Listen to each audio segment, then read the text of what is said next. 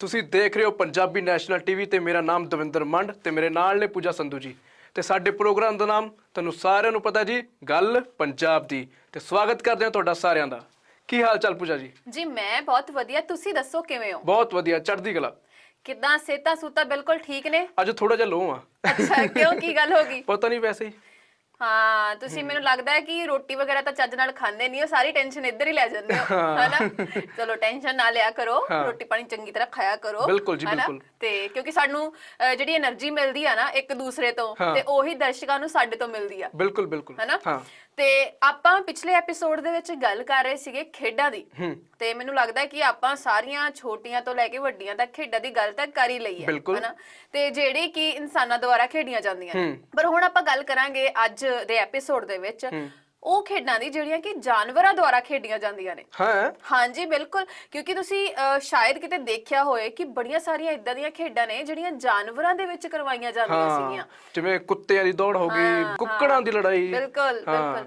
ਤੇ ਖੇਡਾਂ ਤੋਂ ਇੱਕ ਅਜੀਬ ਜਿਹਾ ਇਤਫਾਕ ਬਣ ਗਿਆ ਕੱਲ ਮੇਰੇ ਨਾਲ। ਕਿੱਦਾਂ ਹੋਇਆ ਕਿ ਕੱਲ ਸਬੱਬ ਨਾਲ ਟੀਵੀ ਦੇਖ ਰਹੀ ਸੀ ਤੇ ਟੀਵੀ ਤੇ ਚੱਲ ਰਹੀ ਸੀ ਇੱਕ ਫਿਲਮ, ਸਾਡੇ ਮਿਲਖਾ ਜੀ ਦੇ ਉੱਤੇ, ਜਿਹੜੀ ਜੀਵਨੀ ਦੇ ਉੱਤੇ ਫਿਲਮ ਬਣੀ ਹੈ। ਹਾਂਜੀ। ਤੇ ਉਹ ਫਿਲਮ ਦੇਖ ਕੇ ਨਾ ਮੇਰੇ ਅੰਦਰੋਂ ਨਾ ਇੱਕ ਅਲੱਗ ਜਿਹੀ એનર્ਜੀ ਆਈ ਕਿ ਫਿਲਮ ਦੇ ਵਿੱਚ ਦਿਖਾਇਆ ਗਿਆ ਕਿ ਉਹਨਾਂ ਨੇ ਆਪਣੇ ਜੀਵਨ ਦੇ ਵਿੱਚ ਕਿੰਨੀ ਜ਼ਿਆਦਾ ਮਿਹਨਤ ਕੀਤੀ, ਹਨਾ, ਤੇ ਕਿੰਨੇ ਸਾਰੇ ਸਨਮਾਨ ਜਿਹੜੇ ਹਾਸਲ ਕੀਤੇ ਨੇ।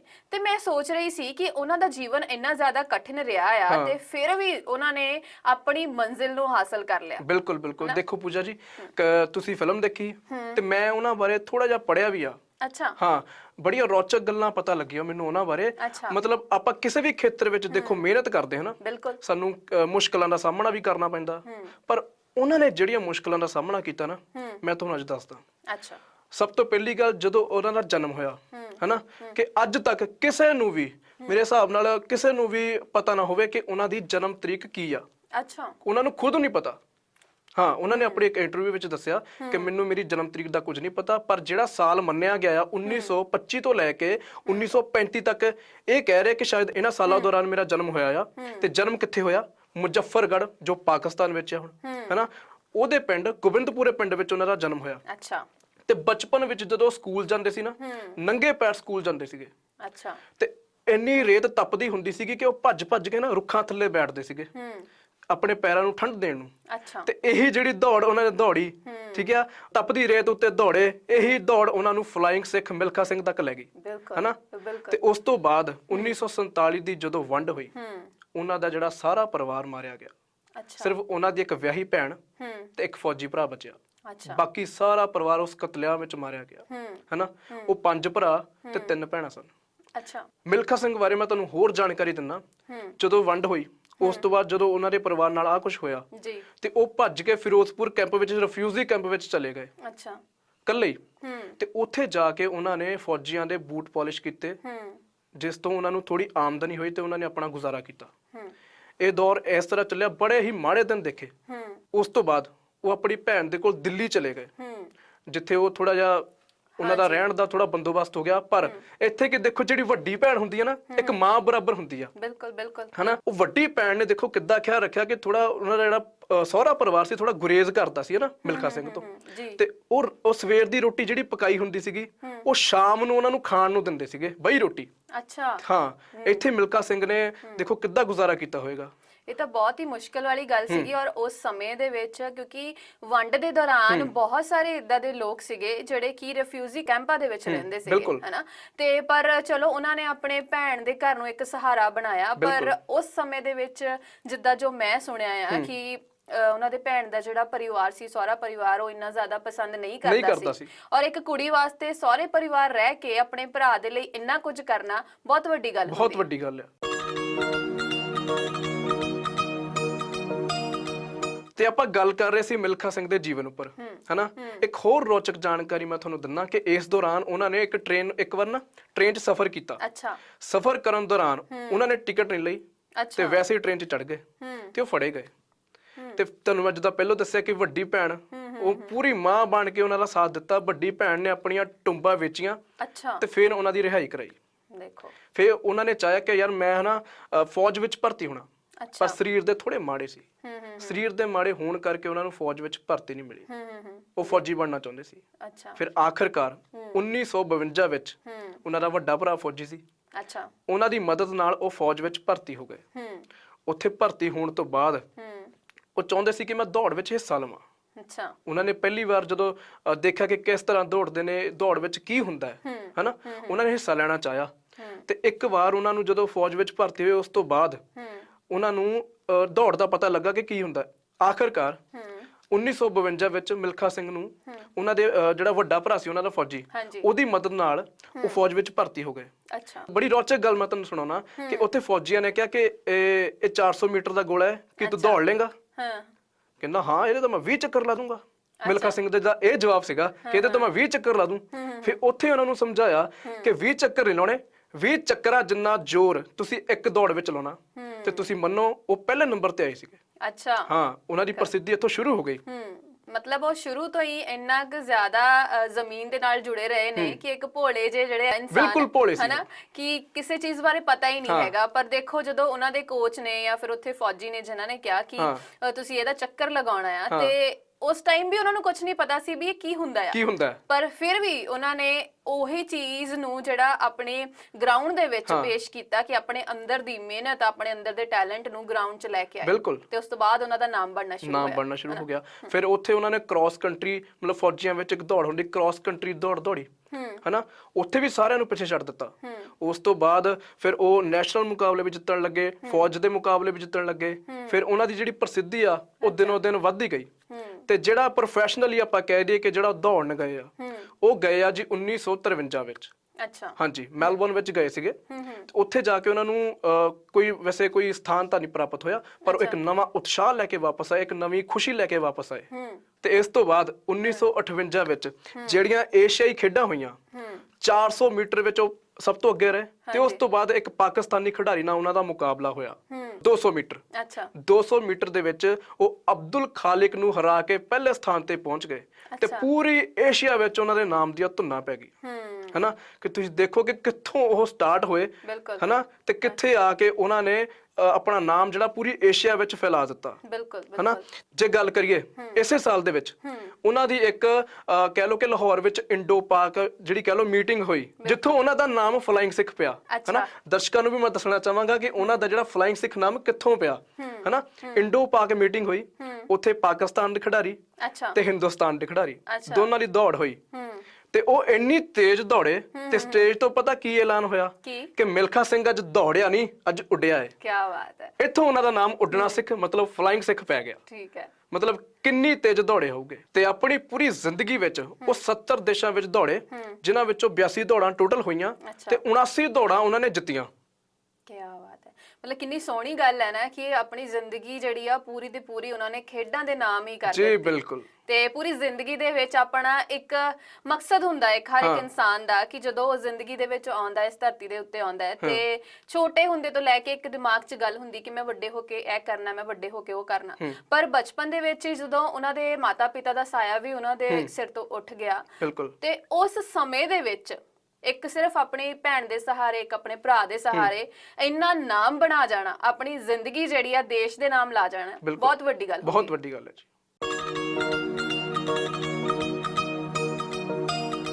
ਇਸ ਤੋਂ ਬਾਅਦ ਜਦੋਂ 1960 ਵਿੱਚ ਰੋਮ ਦੀਆਂ ਓਲੰਪਿਕ ਹੋਈਆਂ, ਪੂਰੇ ਦੇਸ਼ ਦੀ ਜਿਹੜੀ ਨਿਗਾਹ ਸੀ ਉਹ ਮਿਲਖਾ ਸਿੰਘ ਦੇ ਉੱਪਰ ਸੀ ਕਿ ਉਹ ਕੁਝ ਕਮਾਲ ਕਰਨਗੇ। ਪਰ ਉਹ 250 ਮੀਟਰ ਤੱਕ ਸਭ ਤੋਂ ਅੱਗੇ ਰਹੇ। ਮੈਂ ਇੱਥੇ ਦਰਸ਼ਕਾਂ ਨੂੰ ਦੱਸਣਾ ਚਾਹਾਂਗਾ ਕਿ ਉਹਨਾਂ ਨੂੰ ਖੁਦ ਇਹ ਲੱਗਾ ਕਿ ਯਾਰ ਮੈਂ ਇੰਨੀ ਤੇਜ਼ ਦੌੜ ਰਿਹਾ ਆ, ਉਹਨਾਂ ਨੂੰ ਲੱਗਾ ਕਿ ਮੈਂ ਬਹੁਤ ਖਤਰਨਾਕ ਤਰੀਕੇ ਨਾਲ ਦੌੜ ਰਿਹਾ ਆ, ਬਹੁਤ ਤੇਜ਼। ਤੇ ਜਿਹੜਾ ਇਹ ਖਿਆਲ ਸੀ ਉਹਨਾਂ ਦੇ ਕਦਮਾਂ ਤੇ ਪਿਆ, ਤੇ ਉਹ ਉਹਨਾਂ ਦੀ ਜਿਹੜੀ ਚਾਲ ਸੀ ਉਹ ਘਟ ਗਈ, ਤੇ ਜਿਹੜੇ ਉਹਨਾਂ ਦੇ ਖਿਡਾਰੀ ਸੀ ਉਹ ਅੱਗੇ ਨਿਕਲ ਗਏ, ਤੇ ਉਹ ਖੁਦ ਚੌਥੇ ਨੰਬਰ ਤੇ ਆ ਗਏ। ਤੇ ਇਹ ਜਿਹੜਾ ਅਸਰ ਉਹਨਾਂ ਦੇ ਦਿਮਾਗ ਤੇ ਬਹੁਤ ਪਿਆ, ਉਹ ਨਿਰਾਸ਼ਾ ਵਿੱਚ ਕਹਿ ਲੋ ਕਿ ਜਦੋਂ ਆਪਾਂ ਕਿਵੇਂ ਡਿਪਰੈਸ਼ਨ ਵਿੱਚ ਥੋੜਾ ਜਿਹਾ ਜਾਣ ਲੱਗੇ, ਪਰ ਉਹਨਾਂ ਦੇ ਦੋਸਤਾਂ ਨੇ ਉਹਨਾਂ ਨੂੰ ਹੌਸਲਾ ਦਿੱਤਾ। ਫਿਰ ਦੁਬਾਰਾ ਉਹਨਾਂ ਨੇ ਆਪਣੀ ਐਂਟਰੀ ਇੱਕ ਨਵੇਂ ਤਰੀਕੇ ਨਾਲ ਕੀਤੀ। ਤੇ ਇਸ ਤੋਂ ਬਾਅਦ 1962 ਵਿੱਚ ਉਹ ਜਕਾਰਤਾ ਦੀਆਂ ਖੇਡਾਂ ਵਿੱਚ ਉਹਨਾਂ ਨੇ ਹਿੱਸਾ ਲਿਆ ਤੇ ਕਈ ਸੋਨੇ ਦੇ ਤਗਮੇ ਜਿੱਤੇ। ਹਨਾ ਕਿ ਤੁਸੀਂ ਦੇਖੋ ਕਿ ਅੱਜ ਦੇ ਦੌਰ ਵਿੱਚ ਜੇ ਕੋਈ ਡਿਪਰੈਸ਼ਨ ਵਿੱਚ ਜਾਂਦਾ ਆ ਉਹ ਖੁਦਕੁਸ਼ੀ ਤੱਕ ਪਹੁੰਚਦਾ ਹਨਾ ਤੇ ਉਹਨਾਂ ਨੇ ਆਪਣੇ ਆਪ ਨੂੰ ਕਿੱਦਾਂ ਸੰਭਾਲਿਆ। ਔਰ ਮੈਨੂੰ ਲੱਗਦਾ ਹੈ ਕਿ ਇਹ ਵੀ ਬਹੁਤ ਚੀਜ਼ ਜਿਹੜੀ ਆ ਮੈਟਰ ਕਰਦੀ ਹੈ ਕਿ ਤੁਹਾਡਾ ਆਲਾ ਦੁਆਲਾ ਕਿੱਦਾਂ ਦਾ ਹੈ, ਕਿ ਤੁਹਾਨੂੰ ਉਹ ਕਿੰਨੀ ਕੁ ਜ਼ਿਆਦਾ ਸਪੋਰਟ ਕਰ ਰਹੇ ਨੇ। ਕਿ ਕਈ ਤਾਂ ਜਿਹੜਾ ਅੱਜ ਕੱਲ ਆਪਾਂ ਦੇਖਦੇ ਆ ਕਿ ਸਾਡਾ ਜਿਹੜੇ ਦੋਸਤ ਨੇ ਜਾਂ ਸਾਡਾ ਜਿਹੜਾ ਸਰਕਲ ਹੈਗਾ ਆ ਕਿਤੇ ਨਾ ਕਿਤੇ ਸਾਨੂੰ ਮੋਟੀਵੇਟ ਨਹੀਂ ਕਰਦਾ ਹਨਾ, ਪਰ ਉਸ ਸਮੇਂ ਦੇ ਵਿੱਚ ਵੀ ਉਹਨਾਂ ਦੇ ਦੋਸਤਾਂ ਨੇ ਉਹਨਾਂ ਦਾ ਸਾਥ ਦਿੱਤਾ ਹੈ, ਉਹ ਬਹੁਤ ਵੱਡੀ ਗੱਲ ਸੀ। ਪਹਿਲਾਂ ਤਾਂ ਉਸ ਚੀਜ਼ ਚੋਂ ਕੱਢ ਕੇ ਫਿਰ ਆਪਣੀ ਜ਼ਿੰਦਗੀ ਜਿਹੜੀ ਉਹਨਾਂ ਨੇ ਖੇਡਾਂ ਦੇ ਨਾਮ ਲਾਈ ਸੀ ਉਸ ਗਰਾਊਂਡ ਦੇ ਵਿੱਚ ਵਾਪਸ ਲੈ ਕੇ ਆਂਦਾ। ਬਿਲਕੁਲ 1962 ਦੀਆਂ ਖੇਡਾਂ ਤੋਂ ਬਾਅਦ ਉਹਨਾਂ ਨੇ ਜਿਹੜਾ ਖੇਡ ਜਗਤ ਨੂੰ ਅਲਵਿਦਾ ਕਹਿ ਦਿੱਤਾ ਤੇ ਪੰਜਾਬ ਦੇ ਵਿੱਚ ਖੇਡ ਵਿਭਾਗ ਵਿੱਚ ਇੱਕ ਕਹਿ ਲਓ ਕਿ ਨੌਕਰੀ ਕਰਨੀ ਸ਼ੁਰੂ ਕਰ ਦਿੱਤੀ। ਤੁਸੀਂ ਇਹ ਦੇਖੋ ਕਿ ਉਹ ਹਟੇ ਨਹੀਂ, ਉਸ ਉਮਰ ਵਿੱਚ ਵੀ ਉਹਨਾਂ ਵਿੱਚ ਕਿੰਨੀ ਚੁਸਤੀ ਫੁਰਤੀ ਹੋਊਗੀ ਕਿ ਜਿਹੜਾ ਉਹ ਆਪਣੀ ਖੇਡ ਜਗਤ ਨੂੰ ਤਾਂ ਉਹਨਾਂ ਨੇ ਅਲਵਿਦਾ ਕਹਿ ਦਿੱਤਾ ਪਰ ਖੇਡ ਵਿਭਾਗ ਨੂੰ ਨਹੀਂ ਛੱਡਿਆ, ਉੱਥੇ ਨੌਕਰੀ ਕੀਤੀ ਹਨਾ। ਕਿੰਨਾ ਪਿਆਰ ਸੀ ਉਹਨਾਂ ਨੂੰ ਖੇਡਾਂ ਨਾਲ। ਤੇ ਇਹ ਸੀ ਕੁਝ ਜਾਣਕਾਰੀ ਮਿਲਖਾ ਸਿੰਘ ਬਾਰੇ। ਪਰ ਅੱਜ ਕੱਲ ਦੀ ਜੇ ਗੱਲ ਕਰੀਏ, ਅੱਜ ਕੱਲ ਮਿਲਖਾ ਸਿੰਘ ਜੀ ਚੰਡੀਗੜ੍ਹ ਰਹਿ ਰਹੇ ਨੇ ਆਪਣੇ ਬੇਟੇ ਤੇ ਆਪਣੀ ਵਾਈਫ ਨਿਰਮਲ ਕੌਰ ਨਾਲ। ਉਹਨਾਂ ਦੇ ਬੇਟੇ ਦਾ ਨਾਮ ਹੈ ਜੀਵ ਸਿੰਘ ਮਿਲਖਾ ਤੇ ਉਹ ਗੋਲਫ ਦੇ ਬਹੁਤ ਵਧੀਆ ਖਿਡਾਰੀ ਨੇ। ਤੇ ਅੱਜ ਵੀ ਉਹਨਾਂ ਦੇ ਜਿਹੜੇ ਬੂਟ ਨੇ ਉਹਨਾਂ ਨੇ ਦੱਸਿਆ ਹੈ ਕਿ ਉਹਨਾਂ ਨੇ ਕਿੱਲੀ ਉੱਪਰ ਟੰਗੇ ਹੋਏ ਨੇ ਕਿ ਕੋਈ ਆਵੇ ਇਹਨੂੰ ਪਾ ਕੇ ਤੇ ਸੋਨੇ ਦਾ ਤਗਮਾ ਜਿੱਤੇ। ਤੇ ਇਹ ਸੀ ਜਾਣਕਾਰੀ ਮਿਲਖਾ ਸਿੰਘ ਬਾਰੇ। ਤੇ ਹੁਣ ਆਪਾਂ ਆਪਣੇ ਟੌਪਿਕ ਤੇ ਵਾਪਸ ਆਉਂਦੇ ਆ। ਬਿਲਕੁਲ ਆਪਣੇ ਵਿਸ਼ੇ ਤੇ ਵਾਪਸ ਆਉਂਦੇ ਆ। ਤੇ ਅਸੀਂ ਪਿਛਲੇ ਪ੍ਰੋਗਰਾਮ ਦੇ ਵਿੱਚ ਗੱਲ ਕੀਤੀ ਸੀ ਖੇਡਾਂ ਦੀ, ਕਿ ਅਸੀਂ ਕਿਹੜੀਆਂ ਖੇਡਾਂ ਬਚਪਨ ਦੇ ਵਿੱਚ ਖੇਡਦੇ ਰਹੇ ਆ ਤੇ ਹੁਣ ਜਿਹੜੇ ਵੱਡੇ ਪੱਧਰ ਤੇ ਖੇਡਾਂ ਖੇਡੀਆਂ ਜਾਂਦੀਆਂ ਸੀ ਉਹਨਾਂ ਦੇ ਬਾਰੇ ਵੀ ਗੱਲ ਕੀਤੀ। ਤੇ ਪਰ ਅੱਜ ਜਿਹੜੀਆਂ ਖੇਡਾਂ ਦੀ ਆਪਾਂ ਗੱਲ ਕਰਨ ਜਾ ਰਹੇ ਆ ਨਾ, ਉਹ ਜਿਹੜੇ ਇਨਸਾਨ ਉਹ ਤਾਂ ਖੇਡਦੇ ਨੇ, ਪਰ ਉਸ ਤੋਂ ਇਲਾਵਾ ਅਸੀਂ ਜਾਨਵਰਾਂ ਦੀਆਂ ਖੇਡਾਂ ਦੀ ਵੀ ਅੱਜ ਗੱਲ ਕਰਾਂਗੇ ਕਿ ਜਾਨਵਰਾਂ ਦੀਆਂ ਕਿਹੜੀਆਂ ਖੇਡਾਂ ਸੀ ਤੇ ਉਸ ਸਮੇਂ ਦੇ ਵਿੱਚ ਜਾਨਵਰਾਂ ਦੇ ਉੱਤੇ ਕਿੱਦਾਂ ਪੈਸਾ ਲਗਾਇਆ ਜਾਂਦਾ ਸੀ, ਕਿੱਦਾਂ ਉਹਨਾਂ ਨੂੰ ਪਾਲਿਆ ਜਾਂਦਾ ਸੀ ਤੇ ਫਿਰ ਕਿੱਦਾਂ ਉਹਨਾਂ ਨੂੰ ਮੈਦਾਨ ਦੇ ਵਾਸਤੇ ਤਿਆਰ ਕੀਤਾ ਜਾਂਦਾ ਸੀ।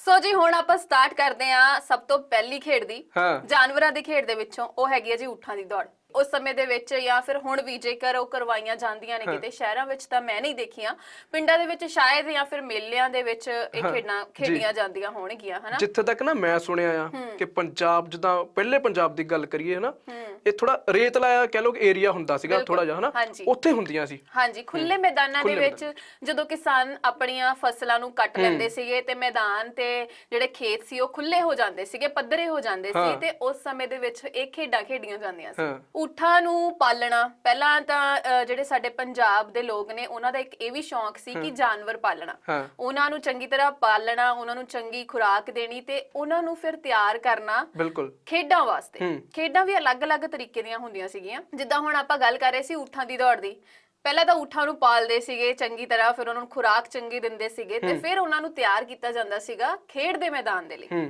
ਤੇ ਉਹਨਾਂ ਦੇ ਰੂਲਸ ਕੀ ਹੁੰਦੇ ਸੀ, ਨਿਯਮ ਕੀ ਸੀਗੇ ਕਿ ਊਠਾਂ ਨੂੰ ਮੈਦਾਨ ਦੇ ਵਿੱਚ ਲਿਆਇਆ ਜਾਂਦਾ ਸੀ।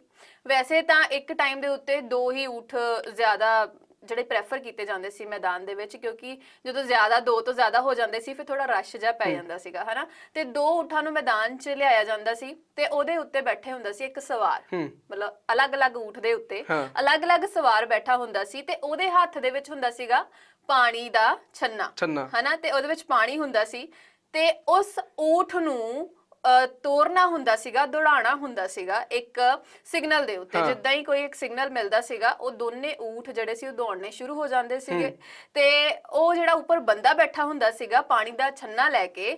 ਇਸ ਜਿਹੜੀ ਖੇਡ ਦੀ ਰੌਚਕ ਗੱਲ ਇਹ ਹੈ ਕਿ ਉਸ ਪਾਣੀ ਦੇ ਛੰਨੇ ਦੇ ਵਿੱਚੋਂ ਪਾਣੀ ਦਾ ਤੁਪਕਾ ਤੱਕ ਨਹੀਂ ਡਿੱਗਦਾ ਸੀ। ਸ਼ਾਇਦ ਮੈਨੂੰ ਇੱਥੇ ਤੱਕ ਯਾਦ ਹੈ, ਮੈਂ ਥੋੜਾ ਪੜਿਆ ਵੀ ਹੈ ਕਿ ਜਿਹੜਾ ਪਾਣੀ ਦਾ ਛੰਨਾ ਫੜਿਆ ਹੁੰਦਾ ਸੀ ਨਾ, ਉੱਥੇ ਸ਼ਰਤਾਂ ਲੱਗਦੀਆਂ ਹੁੰਦੀਆਂ ਸੀ ਕਿ ਇੱਕ ਤੁਪਕਾ ਵੀ ਬਾਹਰ ਨਹੀਂ ਡੁੱਲੂਗਾ। ਤੇ ਸ਼ਾਇਦ ਇੱਥੋਂ ਹੀ ਗਾਣਾ ਬਣਿਆ ਸੀਗਾ ਕਿ ਬੋਤਾ ਉਹ ਲੈਣਾ ਜਿਹੜਾ ਡੰਡੀਆਂ ਟੱਪਣ ਨਾ ਦੇ, ਡੰਡੀਆਂ ਹਿੱਲਣ ਨਾ ਦੇਵੇ ਹਨਾ। ਇਹ ਸਹੀ ਗੱਲ ਹੈ।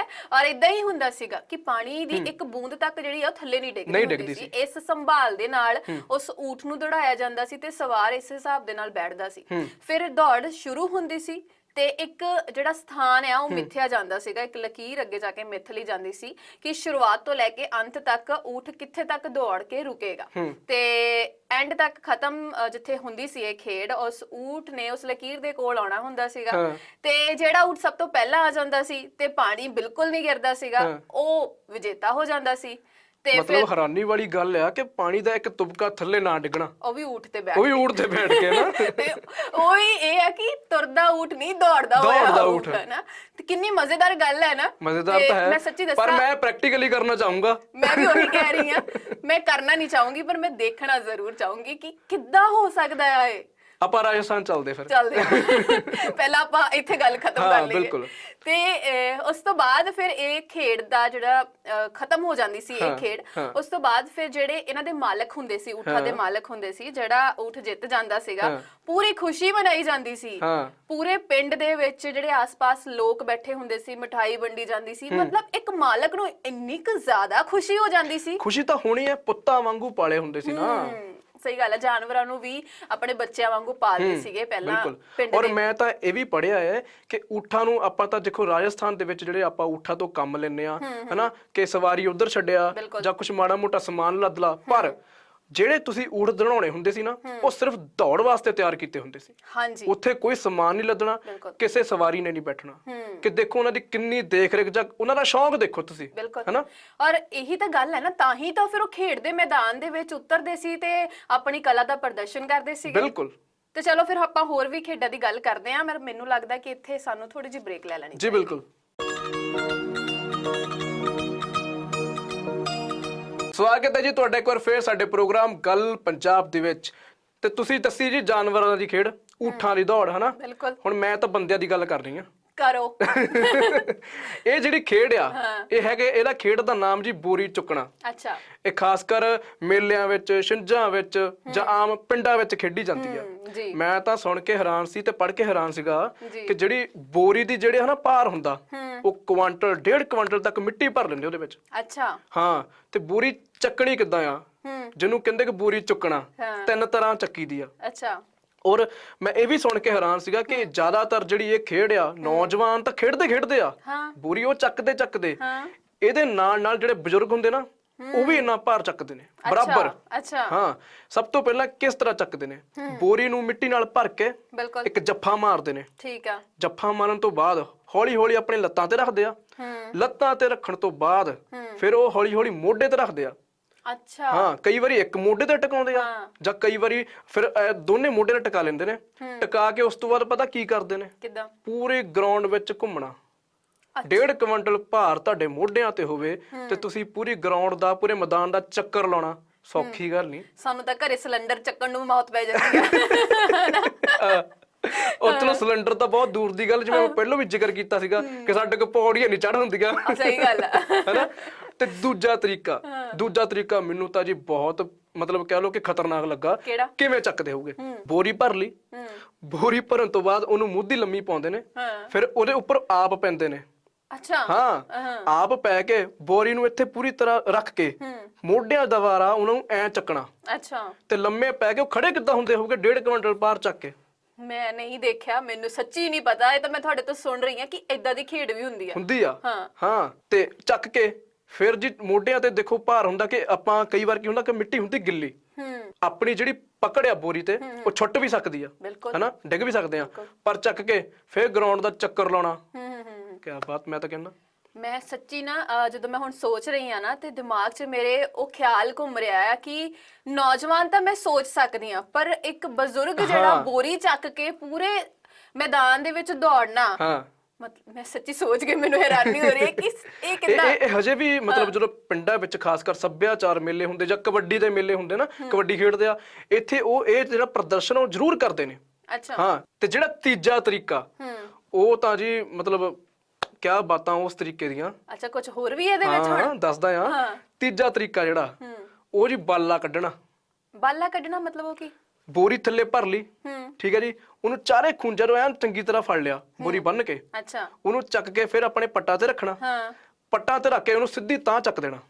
ਜਿੱਦਾਂ ਆਪਾਂ ਇੱਕ ਰੋਡ ਲੈ ਕੇ ਵਿੱਚ ਪਲੇਟਾਂ ਪਾ ਕੇ ਤੇ ਉਹਨੂੰ ਉੱਪਰ ਚੱਕ ਲੈਂਦੇ ਆ। ਹਾਂਜੀ, ਹਨਾ, ਉਹੀ। ਉਹ ਚੱਕ ਕੇ ਫਿਰ ਥੋੜਾ ਜਿਹਾ ਦੌੜਨਾ। ਪਹਿਲਾਂ ਤਾਂ ਤੁਸੀਂ ਗਰਾਊਂਡ ਦਾ ਤੁਰ ਕੇ ਚੱਕਰ ਲਾਉਣਾ, ਫਿਰ ਦੌੜਦੇ ਨੇ, ਔਰ ਦੌੜ ਕੇ ਜਿੱਥੋਂ ਉਹ ਥੱਕ ਜਾਂਦੇ ਨੇ ਤੇ ਉੱਥੇ ਉਹ ਬੋਰੀ ਨੂੰ ਸਿੱਟ ਦਿੰਦੇ ਨੇ। ਕਿ ਇਹ ਵੀ ਦੇਖ ਲਓ ਇੱਕ ਖੇਡ ਆ ਜੋ ਆਪਣੇ ਪੰਜਾਬ ਦੇ ਵਿੱਚ ਖੇਡੀ ਜਾਂਦੀ ਸੀ। ਇਹਦੇ ਨਾਲ ਲੱਗਦੀ ਇੱਕ ਖੇਡ ਹੈ ਜੀ ਪੱਥਰ ਚੁੱਕਣਾ। ਅੱਛਾ। ਮੈਂ ਤਾਂ ਪੱਥਰ ਦਾ ਭਾਰ ਸੁਣ ਕੇ ਨਾ ਹੈਰਾਨ ਹੋ ਗਿਆ ਸੀਗਾ। ਅੱਛਾ, ਬੋਰੀ ਦੇ ਵਾਂਗੂ ਪੱਥਰ ਵੀ ਚੱਕ ਲੈਂਦੇ ਸੀ? ਜੀ ਹਾਂ, ਔਰ ਤੁਹਾਨੂੰ ਪਤਾ ਕਿ ਪੱਥਰ ਲੈ ਕੇ ਕਾਹਦੇ ਤੇ ਆਉਂਦੇ ਸੀ? ਗੱਡਿਆਂ ਤੇ। ਅੱਛਾ। ਉਹੀ ਪੱਥਰ ਮੈਂ ਹੈਰਾਨ ਸੀ ਦੇਖ ਕੇ ਕਿ ਇਹ ਪੜ੍ਹ ਕੇ ਕਿ ਉਹੀ ਪੱਥਰ ਤੁਸੀਂ ਗੱਡੇ ਤੇ ਲੈ ਕੇ ਆਉਨੇ ਆ ਤੇ ਉਹੀ ਪੱਥਰ ਨੂੰ ਤੁਸੀਂ ਚੁੱਕਦੇ ਹੋ, ਹਨਾ।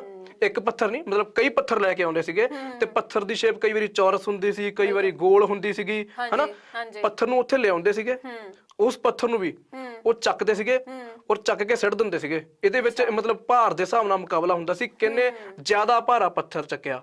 ਘੱਟ ਤੋਂ ਘੱਟ ਪੱਥਰ ਦਾ ਭਾਰ 37 ਕਿਲੋ, ਉਸ ਤੋਂ ਇਲਾਵਾ 37 ਕਿਲੋ ਤੋਂ ਲੈ ਕੇ 1.5 ਕੁਇੰਟਲ ਤੱਕ ਭਾਰ ਹੁੰਦਾ ਸੀ ਪੱਥਰ ਦਾ। ਅੱਛਾ। ਮਤਲਬ ਆਪਾਂ ਕੋਈ ਹੋਰ ਭਾਰ ਚੱਕਦੇ ਆ, ਆਪਾਂ ਨੂੰ ਸੌਖਾ ਤਰੀਕਾ ਲੱਗਦਾ ਆ, ਪਰ ਜਿਹੜਾ ਪੱਥਰ ਦਾ ਭਾਰ ਹੁੰਦਾ ਨਾ, ਮਤਲਬ ਤੁਸੀਂ ਇਹ ਦੇਖੋ ਜਦੋਂ ਉਸ ਪੱਥਰ ਨੂੰ ਛੱਡਣਾ, ਤੁਹਾਡੇ ਗੋਡੇ ਵੀ ਛਿੱਲ ਹੋ ਸਕਦੇ ਨੇ, ਤੁਹਾਡੇ ਸਿਰ 'ਚ ਵੀ ਸੱਟ ਲੱਗ ਸਕਦੀ ਆ, ਤੁਹਾਡੀ ਬਾਂਹ ਤੇ ਵੀ ਸੱਟ ਲੱਗ ਸਕਦੀ ਆ। ਬਿਲਕੁਲ। ਕਿੱਡੀ ਖਤਰਨਾਕ ਖੇਡ ਸੀ ਇਹ। ਮਤਲਬ ਬੋਰੀ ਦਾ ਤਾਂ ਚਲੋ ਮੈਂ ਮੰਨਦੀ ਆ ਕਿ ਬੋਰੀ ਕਿਸੇ ਪਾਸੇ ਨਾਲ ਜਾਂ ਮਿੱਟੀ ਨਾਲ ਭਰੀ ਹੋ ਸਕਦੀ ਆ, ਦਾਣਿਆਂ ਨਾਲ ਭਰੀ ਹੋ ਸਕਦੀ ਆ, ਜਾਂ ਕਿਸੇ ਹੋਰ ਚੀਜ਼ ਨਾਲ ਭਰੀ ਹੋ ਸਕਦੀ ਆ, ਪਰ ਪੱਥਰ ਤਾਂ ਇੱਕ ਮਤਲਬ ਪੱਥਰ ਜਿਹੜਾ ਮਜ਼ਬੂਤ ਚੀਜ਼ ਆ, ਉਹ ਕਿਤੇ ਵੀ ਤੁਹਾਡੇ ਲੱਗ ਗਈ ਤੇ ਮਤਲਬ ਉਹਦੇ ਨਾਲ ਮੌਤ ਵੀ ਹੋ ਸਕਦੀ ਆ। ਇੰਨਾ ਖਤਰਨਾਕ ਖੇਡ ਆ ਇਹ। ਪਰ ਸਾਡੇ ਪੰਜਾਬੀ ਤੁਹਾਨੂੰ ਪਤਾ ਆ, ਹਾਂ, ਖਤਰਾ ਲੈਣੋਂ ਹਟਦੇ ਹੀ ਨਹੀਂ। ਸਹੀ ਗੱਲ ਹੈ।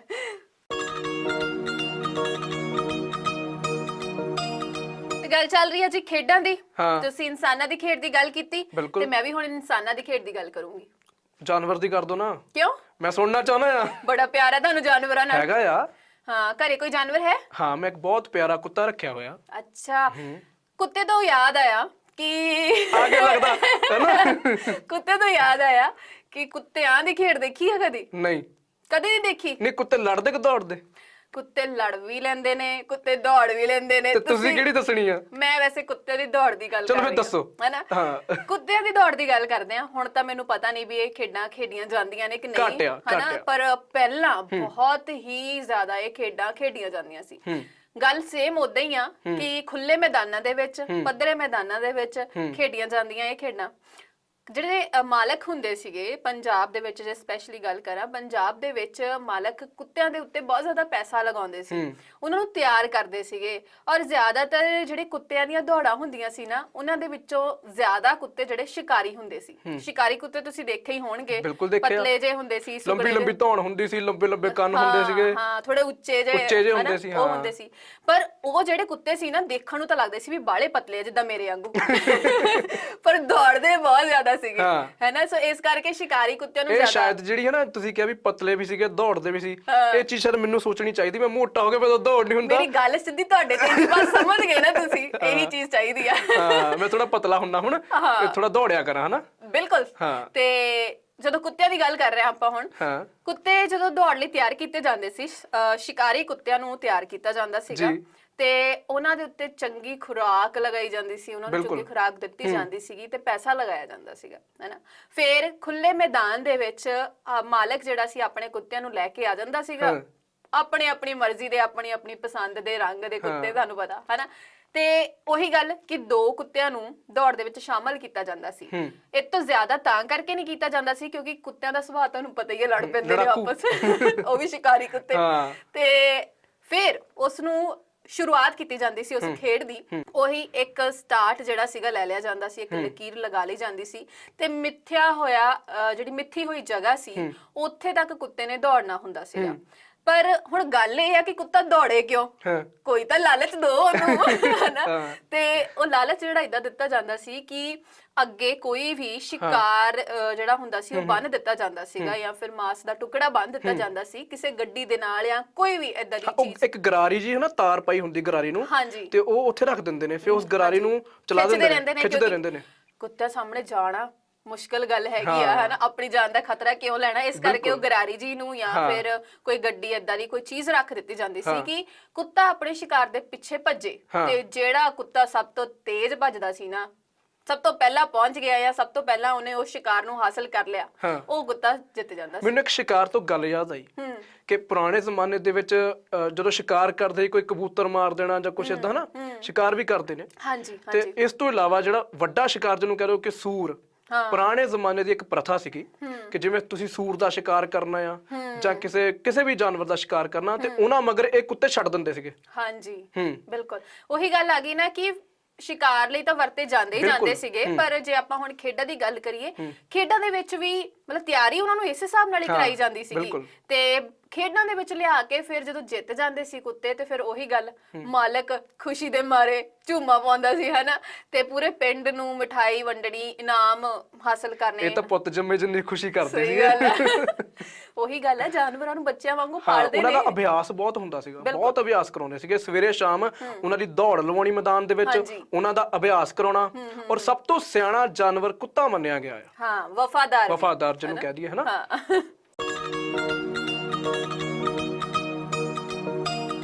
ਇਹ ਸੀਗੀ ਕੁੱਤਿਆਂ ਦੀ ਦੌੜ, ਬਿਲਕੁਲ, ਹਨਾ। ਚਲੋ ਮੈਂ ਵੀ ਹੁਣ ਇੱਕ ਜਾਨਵਰ ਦੀਆਂ ਖੇਡਾਂ ਦੱਸ ਦਵਾਂ ਨਾ। ਦੱਸੋ। ਮੈਂ ਜਿਹੜੇ ਜਾਨਵਰ ਦੀ ਗੱਲ ਕਰਨੀ ਚਾਹੁੰਦਾ ਆ, ਉਹ ਜੀ ਆਪਾਂ ਖੇਤੀ ਵਿੱਚ ਪੁਰਾਣੇ ਜ਼ਮਾਨੇ ਵਿੱਚ ਉਹਨਾਂ ਨਾਲ ਖੇਤੀ ਵੀ ਕਰਦੇ ਸੀਗੇ। ਅੱਛਾ। ਹਾਂਜੀ, ਉਹ ਜਾਨਵਰ ਦਾ ਨਾਂ ਹੈ ਜੀ ਬਲਦ। ਦੇਖਿਆ ਕਦੀ? ਬਿਲਕੁਲ ਦੇਖਿਆ ਆ, ਹੁਣ ਵੀ ਦੇਖ ਲੈਂਦੀ ਆ ਮੈਂ ਤਾਂ। ਹੈਗੇ ਨੇ ਹਜੇ, ਹੈਗੇ ਨੇ। ਉਹ ਡਾਇਨਾਸੌਰ ਨਹੀਂ ਜਿਹੜੇ ਲੋਪ ਹੋ ਗਿਆ, ਬਲਦ ਨੇ, ਹਨਾ। ਪਰ ਦੇਖੋ ਉਹਨਾਂ ਨਾਲ ਖੇਤੀ ਵੀ ਕੀਤੀ ਜਾਂਦੀ ਸੀ, ਹਨਾ। ਕਿੰਨੀ ਖੇਤੀ ਕਰਦੇ ਸੀ ਉਹਦੇ ਨਾਲ। ਉਹਨਾਂ ਦੇ ਮਗਰ ਬੈਲ ਗੱਡੀ ਵੀ ਬੰਨ੍ਹ ਦਿੰਦੇ ਸੀਗੇ, ਹਨਾ। ਉਹਨਾਂ ਦੀ ਗੱਲ ਕਰੀਏ, ਹੱਲ ਵੀ ਚਲਾਉਂਦੇ ਹੁੰਦੇ ਸੀ ਉਹਨਾਂ ਦੇ ਨਾਲ, ਹਨਾ। ਹੱਲ ਵੀ ਚਲਾਉਂਦੇ ਸੀਗੇ, ਉਹੀ ਖੇਤੀ ਕਰਦੇ ਸੀਗੇ। ਹਾਂਜੀ। ਤੇ ਜੇ ਗੱਲ ਕਰੀਏ ਉਹਨਾਂ ਦੇ ਖੇਡ ਦੀ, ਕਿੱਦਾਂ ਖੇਡੀ ਜਾਂਦੀ ਸੀ, ਬਲਦਾਂ ਦੀ ਖੇਡ ਦੇ ਵਿੱਚ ਵੀ ਉਹਨਾਂ ਦਾ ਪੂਰਾ ਉਹਨਾਂ ਦਾ ਸਰੀਰ ਦਾ ਧਿਆਨ ਰੱਖਿਆ ਜਾਂਦਾ ਸੀ। ਮੈਂ ਜਿਵੇਂ ਪਹਿਲਾਂ ਊਠਾਂ ਦੀ ਗੱਲ ਕੀਤੀ ਨਾ, ਕਿ ਉਹਨਾਂ ਦੇ ਉੱਪਰ ਕੋਈ ਭਾਰ ਨਹੀਂ, ਕੋਈ ਕੁਛ ਨਹੀਂ। ਜੇ ਉਹ ਲੜਾਈ ਵਾਸਤੇ ਤਾਂ ਸਿਰਫ ਲੜਾਈ ਵਾਸਤੇ ਰੱਖੇ ਜਾਂਦੇ ਸੀਗੇ, ਹਨਾ। ਕਿ ਗੱਲ ਕਰੀਏ ਕਿ ਫਿਰੋਜ਼ਪੁਰ ਦੇ ਜਿਹੜੇ ਰਾਜੇ ਸੀਗੇ, ਹਨਾ, ਖਾਸ ਕਰ ਉਹ ਇਸ ਖੇਡ ਨੂੰ ਬੜਾ ਪਿਆਰ ਕਰਦੇ ਸੀਗੇ। ਪੂਰੇ ਅਖਾੜੇ ਦੇ ਵਿੱਚ 2 ਬਲਦਾਂ ਨੂੰ ਲਿਆਇਆ ਜਾਂਦਾ ਸੀ। ਮਤਲਬ ਜ਼ਿਆਦਾ ਵੀ ਹੁੰਦੇ ਸੀਗੇ, ਜ਼ਿਆਦਾ ਇਸ ਕਰਕੇ ਨਹੀਂ ਕਿਉਂਕਿ ਜਦੋਂ ਆਪਸ ਵਿੱਚ ਭਿੜ ਜਾਂਦੇ ਨੇ ਤਾਂ ਫਿਰ ਉਹਨਾਂ ਨੂੰ ਸਾਂਭਣਾ ਬਹੁਤ ਔਖਾ ਹੈ, ਹਨਾ। 2 ਜਿਹੜੇ ਬਲਦਾਂ ਨੂੰ ਲਿਆਇਆ ਜਾਂਦਾ ਸੀ ਅਖਾੜੇ ਦੇ ਵਿੱਚ, ਤੇ ਉਹ ਜਦੋਂ ਲੜਦੇ ਸੀ ਇੱਕ ਦੂਜੇ ਉੱਪਰ ਐ ਸਿੰਗ ਮਾਰਦੇ ਸੀਗੇ। ਕਈ ਵਾਰ ਇੰਨੀ ਜ਼ੋਰ ਨਾਲ ਸਿੰਗ ਮਾਰਦੇ ਸੀ ਕਿ ਉਹਨਾਂ ਦਾ ਸਿੰਗ ਵੀ ਟੁੱਟ ਜਾਂਦਾ ਸੀ। ਅੱਛਾ, ਯਕੀਨ ਕਰੋ ਇਸ ਗੱਲ ਤੇ। ਮਤਲਬ ਸਿੰਗ ਦੇਖੋ ਕਿੰਨੇ ਹਾਰਡ ਹੁੰਦੇ ਨੇ, ਹਨਾ, ਕਿੰਨੇ ਪੱਕੇ ਹੁੰਦੇ ਨੇ, ਕਿ ਇੰਨੀ ਜ਼ੋਰ ਨਾਲ ਵਾਰ ਕਰਦੇ ਸੀ, ਸਿੰਗ ਟੁੱਟ ਕੇ ਡਿੱਗ ਜਾਂਦਾ ਸੀ। ਤੇ ਕਈ ਵਾਰ ਉਹਨਾਂ ਦੇ ਛਾਤੀ ਤੇ ਵੱਜ ਜਾਂਦਾ ਸੀ, ਜਾਂ ਕਈ ਵਾਰੀ ਉਹਨਾਂ ਦੀ ਅੱਖ 'ਚ ਵੱਜ ਜਾਂਦਾ ਸੀ। ਇੰਨੀ ਖਤਰਨਾਕ ਲੜਾਈ ਹੁੰਦੀ ਸੀ। ਪਰ ਜਿਹੜੇ ਦੇਖਣ ਵਾਲੇ ਹੁੰਦੇ ਸੀ ਨਾ, ਉਹ ਬੜੇ ਹੀ ਖੁਸ਼ੀ ਨਾਲ ਦੇਖਦੇ ਸੀਗੇ। ਕਈ ਵਾਰ ਜਿਹੜਾ ਬਲਦ ਹੁੰਦਾ ਸੀ, ਉਹ ਕਾਬੂ ਕਰਨਾ ਇੰਨਾ ਔਖਾ ਹੋ ਜਾਂਦਾ ਸੀ ਕਿ ਉਹ ਲੜਦੇ ਲੜਦੇ ਦਰਸ਼ਕਾਂ ਤੱਕ ਪਹੁੰਚ ਜਾਂਦੇ ਸੀਗੇ ਭੀੜ ਦੇ ਵਿੱਚ। ਤੇ ਕਈ ਵਾਰ ਭੀੜ ਦਾ ਨੁਕਸਾਨ ਵੀ ਹੁੰਦਾ ਸੀ, ਹਨਾ। ਉਹਨਾਂ ਵਿੱਚ ਵੀ ਉਹਨਾਂ ਦੇ ਕਈ ਵਾਰੀ ਸਿੰਗ ਵੀ ਵੱਜ ਜਾਂਦਾ ਸੀ। ਪਰ ਰਾਜੇ ਮਹਾਰਾਜੇ ਇਸ ਚੀਜ਼ ਦਾ ਖੂਬ ਆਨੰਦ ਉਠਾਉਂਦੇ ਸੀਗੇ। ਤੇ ਜਦੋਂ ਜਿਹੜਾ ਵੀ ਬਲਦ ਜਿੱਤਦਾ ਸੀਗਾ, ਪੂਰੇ ਪਿੰਡ ਦੇ ਵਿੱਚ ਮਠਿਆਈ ਵੰਡਣੀ ਤੇ ਸ਼ਰਾਬ ਤੱਕ ਵੀ ਪਿਲਾਉਂਦੇ ਸੀਗੇ ਰਾਜੇ ਮਹਾਰਾਜੇ, ਕਿ ਮੇਰਾ ਬਲਦ ਜਿੱਤਿਆ ਆ। ਉਹਨਾਂ ਨੂੰ ਪੂਰਾ ਤਿਆਰ ਕਰਕੇ ਉੱਥੇ ਅਖਾੜੇ ਵਿੱਚ ਲੈ ਕੇ ਆਉਣਾ। ਕਿ ਕਿੰਨਾ ਪਿਆਰ ਹੁੰਦਾ ਜਾਨਵਰਾਂ ਨਾਲ, ਹਨਾ। ਤੇ ਮੈਂ ਇਹ ਵੀ ਸੁਣਿਆ ਆ ਕਿ ਜਦੋਂ ਅਖਾੜੇ ਦੇ ਵਿੱਚ ਬਲਦ ਲੜਦੇ ਹੁੰਦੇ ਸੀਗੇ, ਤੇ ਜਿਹੜਾ ਬਲਦ ਥੋੜਾ ਮਾੜਾ ਹੁੰਦਾ ਸੀ, ਉਹ ਮਤਲਬ ਘਬਰਾ ਜਾਂਦਾ ਸੀਗਾ, ਹਨਾ, ਤੇ ਭੱਜ ਵੀ ਜਾਂਦਾ ਸੀ, ਮੈਦਾਨ ਛੱਡ ਕੇ ਭੱਜ ਜਾਂਦਾ ਸੀ। ਕਿ ਦੇਖ ਲਓ ਕਿ ਜਾਨਵਰਾਂ ਵਿੱਚ ਵੀ ਡਰ ਹੈ। ਬਿਲਕੁਲ ਡਰ ਹੈ ਕਿ ਜੇ ਉਹਨਾਂ ਦੇ ਉੱਤੋਂ ਦੀ, ਮਤਲਬ ਉਹਨਾਂ ਦੇ ਨਾਲ ਤਾਂ ਚਲੋ ਤਾਕਤ ਹੈ ਹੀ ਹੈ, ਪਰ ਉਹਨਾਂ ਦੇ ਉੱਤੋਂ ਵਾਲਾ ਜਿਹੜਾ ਤਾਕਤ ਵਾਲਾ ਬਲਦ ਆ ਗਿਆ ਲੜਨ ਵਾਸਤੇ, ਤੇ ਡਰ ਤਾਂ ਹੋਣਾ ਲਾਜ਼ਮੀ ਆ। ਪਰ ਸਾਡੇ ਤੋਂ ਤਾਂ ਕੁੱਤਾ ਨਹੀਂ ਡਰਦਾ। ਉਹ ਨਹੀਂ ਡਰਨਾ। ਚਲ, ਤੇ ਇਹ ਸੀ ਬਲਦਾਂ ਦੀ ਲੜਾਈ, ਹਨਾ। ਕਿ ਬਲਦ ਕਿਸ ਤਰ੍ਹਾਂ ਲੜਦੇ ਨੇ, ਜਾਂ ਕਿਸ ਤਰ੍ਹਾਂ ਉਹਨਾਂ ਦਾ ਅਭਿਆਸ ਕਰਾਇਆ ਜਾਂਦਾ ਹੈ। ਹੁਣ ਆਪਾਂ ਗੱਲ ਕਰਦੇ ਹਾਂ ਇੱਕ ਖੇਡ ਦੇ ਬਾਰੇ, ਕਿ ਜਿਹੜੀ ਘੋੜੇ ਤੇ ਚੜ ਕੇ ਖੇਡੀ ਜਾਂਦੀ, ਪਰ ਖੇਡਦਾ ਬੰਦਾ ਹੈ। ਅੱਛਾ, ਇਹ ਕਿਹੜੀ ਖੇਡ ਹੈ? ਨੇਜੇਬਾਜ਼ੀ, ਹਨਾ। ਜਿਹੜਾ ਪੰਜਾਬ ਦੇ ਵਿੱਚ ਜਾਂ ਪਿੰਡਾਂ ਦੇ ਵਿੱਚ ਜਿਹੜਾ ਲੋਹੇ ਦਾ ਕੰਮ ਕਰਦਾ ਨਾ, ਉਸ ਬੰਦੇ ਤੋਂ ਖਾਸ ਤਰ੍ਹਾਂ ਦਾ ਇੱਕ ਔਜ਼ਾਰ ਬਣਾਇਆ ਜਾਂਦਾ ਹੈ, ਲੋਹੇ ਦਾ। ਉਹਨੂੰ ਪੂਰਾ ਚੰਡ ਕੇ ਤਿੱਖਾ ਕਰਕੇ ਤੇ ਲੱਕੜ ਦੇ ਡੰਡੇ ਮੂਹਰੇ ਲਾਇਆ ਜਾਂਦਾ ਹੈ। ਇੱਕ ਬਹੁਤ ਕਾਫੀ ਲੰਬਾ ਹੁੰਦਾ ਹੈ। ਤੇ ਘੋੜੇ ਤੇ ਚੜ ਕੇ ਇੱਕ ਜਿਹੜੀ ਘੋੜੇ ਦੀ ਲਗਾਮ ਖੱਬੇ ਹੱਥ 'ਚ ਫੜਨੀ ਤੇ ਸੱਜੇ ਹੱਥ ਵਿੱਚ ਉਹ ਨੇਜਾ ਫੜਨਾ। ਤੇ ਮੈਦਾਨ ਦੇ ਬਿਲਕੁਲ ਸੈਂਟਰ ਦੇ ਵਿੱਚ ਗੱਭੇ ਘਾਹ ਰੱਖ ਦੇਣਾ ਤੇ ਇੱਕ ਕੀਲਾ ਗੱਡ ਦੇਣਾ। ਤੇ ਤੁਸੀਂ ਇਹ ਦੇਖੋ ਕਿ ਦੌੜ ਕੇ ਉਹ ਜਿਹੜਾ ਕੀਲਾ ਹੁੰਦਾ, ਉਹਦੇ ਉੱਪਰ ਨਿਸ਼ਾਨਾ ਲਾਉਣਾ ਹੁੰਦਾ ਤੇ ਉਹ ਪੱਟਣਾ ਹੁੰਦਾ ਹੈ। ਤੇ ਇੱਕ ਲਾਲ ਕੱਪੜਾ ਵੀ ਉੱਪਰ ਰੱਖਿਆ ਜਾਂਦਾ ਹੈ। ਜੇ ਤਾਂ ਕੀਲਾ ਪੱਟਿਆ ਗਿਆ, ਉਹਨੂੰ ਪੱਟ ਕੇ ਤੇ ਕੀਲਾ ਉੱਪਰ ਰੱਖ ਕੇ ਟੰਗ ਕੇ ਪੂਰੇ ਮੈਦਾਨ ਦਾ ਚੱਕਰ ਲਾ ਕੇ ਖੁਸ਼ੀ ਹਜ਼ਾਰ ਕਰਦੇ ਸੀਗੇ। ਪਰ ਇਹਦੇ ਵਿੱਚ ਵੀ ਕਿਤੇ ਨਾ ਕਿਤੇ ਇਹ ਖੇਡ ਖਤਰਨਾਕ ਹੈ। ਰੱਬ ਨਾ ਕਰੇ ਕਿ ਜਿਹੜੇ ਦਰਸ਼ਕ ਦੇਖ ਰਹੇ ਨੇ, ਜੇ ਨੇਜਾ ਉਹਨਾਂ ਦੇ ਵੱਜ ਜਾਵੇ, ਹਨਾ। ਇਹ ਵੀ ਹੋ ਸਕਦਾ ਹੈ ਕਿ 1-2 ਜਗ੍ਹਾ ਤੇ ਹੋਇਆ ਵੀ ਹੈ। ਮੈਂ ਜਦੋਂ ਕਾਲਜ ਟਾਈਮ ਪੜ੍ਹਦਾ ਸੀ, ਤੇ ਇਹ ਖੇਡ ਉਦੋਂ ਦੌੜ ਕੇ ਕਹਿ ਲੋ ਕਿ ਘੋੜੇ ਦੇ ਉੱਪਰ ਤਾਂ ਨਹੀਂ, ਦੌੜ ਕੇ ਖੇਡੀ ਜਾਂਦੀ ਹੈ ਨਾ, ਤੇ ਉਹ ਮੁੰਡੇ ਦੀ ਬਾਂਹ ਤੇ ਲੱਗ ਗਿਆ ਸੀ। ਅੱਛਾ ਜੀ ਹਾਂ, ਤੇ ਉਹਦੇ ਕਾਫੀ ਟਾਂਕੇ ਲੱਗੇ ਸੀ ਉਸ ਵੇਲੇ। ਮੈਂ ਵੀ ਦੇਖੀ ਆ ਗਰਾਊਂਡ ਦੇ ਵਿੱਚ ਖੇਡਦੀ ਹੋਈ ਨਾ, ਇਹ ਖੇਡ ਬੜੇ ਲੋਕਾਂ ਨੇ ਖੇਡੀ ਵੀ ਆ, ਔਰ ਮੈਂ ਦੇਖਿਆ ਹੋਇਆ ਕਿ ਜਿਹੜੇ ਇੰਟਰਨੈਸ਼ਨਲ ਪਲੇਅਰ ਨੇ ਉਹ ਵੀ ਇਹਦੀ ਪ੍ਰੈਕਟਿਸ ਕਰਦੇ ਆ ਜੀ, ਕਰਦੇ ਆ। ਪਰ ਇਹ ਖੇਡ ਬਹੁਤ ਸੰਭਲ ਕੇ ਕਹਿ ਲੋ ਖੇਡਣੀ ਚਾਹੀਦੀ ਆ। ਤੇ ਅਗਲੀ ਖੇਡ ਦੀ ਗੱਲ ਕਰੀਏ, ਮੂੰਗਲੀਆਂ ਫੇਰਨੀਆਂ, ਕਦੇ ਸੁਣਿਆ? ਇਹ ਕਿੱਦਾਂ ਦਾ ਨਾਮ ਹੋਇਆ ਮੂੰਗਲੀਆਂ ਫੇਰਨੀਆਂ? ਇਹ ਪੁਰਾਣੇ ਪੰਜਾਬ ਵਿੱਚ ਜ਼ਿਆਦਾ ਕਹਿ ਲੋ ਕਿ ਮੂੰਗਲੀਆਂ ਫੇਰਦੇ ਹੁੰਦੇ ਸੀਗੇ। ਅੱਛਾ। ਇਹਦਾ ਜਿਹੜਾ ਵੀ ਅਭਿਆਸ ਜਿਹੜਾ ਇਹ ਕਹਿ ਲੋ ਕਿ ਜਵਾਨੀ ਤੋਂ ਸ਼ੁਰੂ ਕਰ ਦਿੰਦੇ ਸੀਗੇ, ਹਨਾ। ਤੇ ਕਹਿ ਲੋ ਕਿ ਜਿਹੜਾ ਇਸ ਖੇਡ ਦਾ ਪ੍ਰਦਰਸ਼ਨ ਕਰਨਾ ਉਹ ਮੇਲਿਆਂ ਵਿੱਚ ਹੀ ਹੁੰਦਾ ਸੀਗਾ। ਅੱਛਾ। ਮੂੰਗਲੇ ਕਹਿ ਲੋ ਕਿ ਲੱਕੜ ਦੇ ਹੁੰਦੇ ਨੇ, ਹਨਾ। ਜਿਵੇਂ ਬੇਸਬੈਟ ਦੇਖਿਆ ਤੁਸੀਂ? ਹਾਂ, ਦੇਖਿਆ। ਬਸ ਉਹੀ ਲਾ ਲਓ ਕਿ ਬੇਸਬੈਟ ਤਾਂ ਹੁੰਦਾ ਸੀ ਪਰ ਐਡਾ ਮੋਟਾ, ਉਹ ਉੱਪਰ ਜਾਂਦਾ ਜਾਂਦਾ ਪਤਲਾ ਹੋ ਜਾਂਦਾ ਸੀ। ਜਿਹੜੀ ਉਹਦੀ ਕਹਿ ਲੋ ਕਿ ਗ੍ਰਿਪ ਹੁੰਦੀ ਸੀਗੀ, ਜਿੱਥੋਂ ਫੜਨਾ ਹੁੰਦਾ ਸੀ, ਪੂਰਾ ਇੱਕਦਮ ਪਤਲਾ ਹੁੰਦਾ ਸੀ ਤੇ ਥੱਲੇ ਪੂਰਾ ਮੋਟਾ। ਅੱਛਾ। ਇਹਨਾਂ ਦਾ ਭਾਰ ਵੀ 25 ਕਿਲੋ, 30 ਕਿਲੋ, 35 ਕਿਲੋ। ਤੇ ਜੇ ਭਾਰ ਵਧਾਉਣਾ ਹੁੰਦਾ ਸੀਗਾ ਤੇ ਇਹਦੇ ਅਗਲੇ ਪਾਸੇ ਲੋਹਾ ਮੜ ਦਿੰਦੇ ਸੀਗੇ। ਤੇ ਕਈਆਂ ਨੂੰ ਇੰਨਾ ਸ਼ੌਂਕ ਹੁੰਦਾ ਸੀ ਕਿ ਉਹਨਾਂ ਨੇ ਪਿੱਤਲ ਦੇ ਕੋਕੇ ਲਵਾਏ ਹੁੰਦੇ ਸੀਗੇ। ਅੱਛਾ। ਤੇ ਉਹਨੂੰ ਚੱਕ ਕੇ ਆਪਣੇ ਕਹਿ ਲੋ ਕਿ ਸਿਰ ਦੇ ਉੱਪਰ ਦੀ ਘੁਮਾਉਣਾ ਹੁੰਦਾ ਸੀ, ਦੋਨਾਂ ਪਾਸਿਓਂ ਸਿਰ ਦੇ ਉੱਪਰ ਘੁਮਾਉਣਾ। ਇਸ ਤਰ੍ਹਾਂ ਇਹਨੂੰ ਕਹਿ ਲੋ ਕਿ ਇਹ ਮੂੰਗਲੀਆਂ ਇਸ ਤਰ੍ਹਾਂ ਫੇਰਦੇ ਹੁੰਦੇ ਸੀਗੇ। ਬੜੀ ਸੋਹਣੀ ਖੇਡ ਹੈ ਤਾਂ। ਜੀ ਬਿਲਕੁਲ। ਤੇ ਇਹਦੇ ਵਾਸਤੇ ਮਤਲਬ ਸਰੀਰ ਤਾਂ ਤਗੜਾ ਚਾਹੀਦਾ ਹੀ ਚਾਹੀਦਾ ਆ, ਹਨਾ। ਤੁਹਾਨੂੰ ਚੰਗੀ ਖੁਰਾਕ ਵੀ ਚਾਹੀਦੀ ਆ। ਤੇ ਹੁਣ ਸਮਾਂ ਹੋ ਗਿਆ ਹੈ ਜੀ ਦਰਸ਼ਕਾਂ ਤੋਂ ਅਲਵਿਦਾ ਲੈਣ ਦਾ। ਤੇ ਜਿਹੜਾ ਸਵਾਲ ਹੈ ਸਾਡੇ ਪ੍ਰੋਗਰਾਮ ਦੇ ਅੰਤ ਵਿੱਚ ਅਸੀਂ ਪੁੱਛਦੇ ਆ, ਉਹ ਸਵਾਲ ਤੁਹਾਡੇ ਤੋਂ ਪੁੱਛਣਗੇ ਦਵਿੰਦਰ ਜੀ। ਜੀ ਬਿਲਕੁਲ। ਜਿਵੇਂ ਆਪਾਂ ਗੱਲਬਾਤ ਕੀਤੀ ਸੀ ਮਿਲਖਾ ਸਿੰਘ ਬਾਰੇ, ਹਾਂਜੀ, ਤੇ ਮੈਂ ਦਰਸ਼ਕਾਂ ਨੂੰ ਇਹ ਸਵਾਲ ਪੁੱਛਣਾ ਚਾਹਾਂਗਾ ਕਿ ਮਿਲਖਾ ਸਿੰਘ ਜੀ ਕਿੰਨੇ ਭੈਣ ਭਰਾ ਸਨ? ਇਸ ਸਵਾਲ ਦਾ ਜਵਾਬ ਤੁਸੀਂ ਸਾਨੂੰ ਮੈਸੇਜ ਦੇ ਰਾਹੀਂ ਭੇਜ ਦੇਣਾ, ਤੇ ਜਿਹਦਾ ਵੀ ਜਵਾਬ ਬਿਲਕੁਲ ਸਹੀ ਹੋਏਗਾ ਉਸ ਦਾ ਨਾਮ ਅਸੀਂ ਆਪਣੇ ਪ੍ਰੋਗਰਾਮ ਦੇ ਵਿੱਚ ਲਵਾਂਗੇ। ਤੇ ਹੁਣ ਅਗਲੇ ਪ੍ਰੋਗਰਾਮ ਦੇ ਵਿੱਚ, ਅਗਲੇ ਐਪੀਸੋਡ ਦੇ ਵਿੱਚ ਅਸੀਂ ਅਗਲੇ ਵਿਸ਼ੇ ਦੇ ਨਾਲ ਤੁਹਾਡੇ ਸਾਹਮਣੇ ਰੂਬਰੂ ਹੋਵਾਂਗੇ। ਤੇ ਉਦੋਂ ਤੱਕ ਲਈ ਸਾਨੂੰ ਦਿਓ ਇਜਾਜ਼ਤ। ਸਤਿ ਸ੍ਰੀ ਅਕਾਲ। ਸਤਿ ਸ੍ਰੀ ਅਕਾਲ ਜੀ।